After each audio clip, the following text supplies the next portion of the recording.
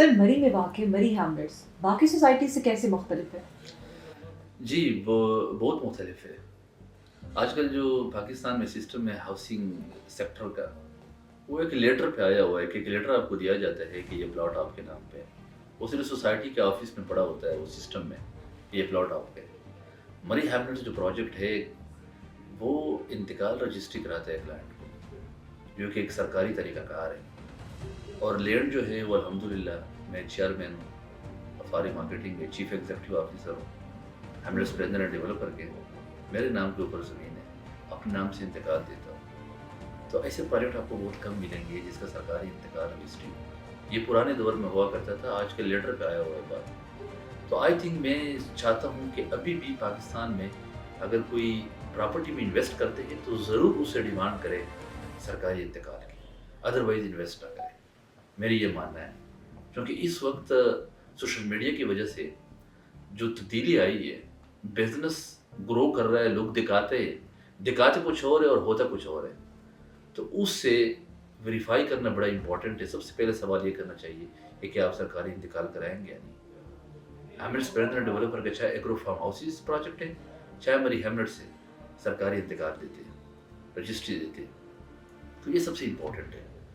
दूसरी बात यह है कि देखिए मरी हैमलेट्स में इस वक्त गैस भी है, बिजली भी है, 7 नेचुरल चश्मे हैं पानी के, जो कि हम उसको प्रोजेक्ट में डाइवर्ट कर रहे हैं। जो हमारी प्लानिंग, मास्टर प्लानिंग, इस वक्त भी जो हमारा पहला ब्लॉक डेवलप हो चुका है, उसमें भी अगर आप देखें तो साथ में जो है एक लेक जा रही है, नीचे से भी मिनी स्विट्जरलैंड वाला भी जो है और हिल व्यू वाला भी, हिल टॉप के साथ भी गुजर रहा है।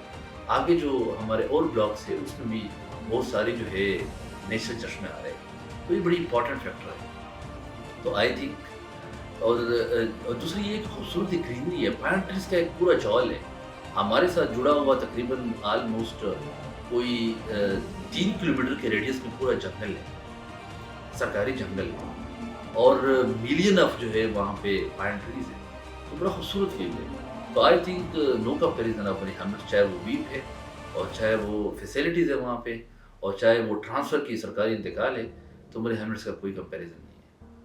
सर हर शख्स की ख्वाहिश होती है कि वो अपनी जमा पूंजी को किसी ऐसी जगह इन्वेस्ट करे जो कि फ्यूचर में उनके काम आए।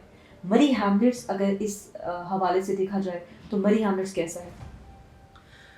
देखिए, मरी हैमलेट्स चाहे इन्वेस्टमेंट है चाहे रेजिडेंस है, दोनों के लिए एक बेहतरीन चॉइस है। रेजिडेंस की भी मैं थोड़ा सा बात करना चाहता हूँ। देखिए, मरी हैमलेट जो है मरी के एक वो इलाके में है जो इस्लामाबाद की मेन इस्लामाबाद है, आपकी 0 पॉइंट से 35 मिनट्स ड्राइव है, एक शॉर्टेज डिस्टेंस पे। आप 0 पॉइंट से जितना बैरियर टाउन तक सफ़र है, इतना ही सफ़र मरी हैमलेट तक है। दूसरा, आपको वो टेम्परेचर मिलता है, चाहे वो सर्दी हो गर्मी हो।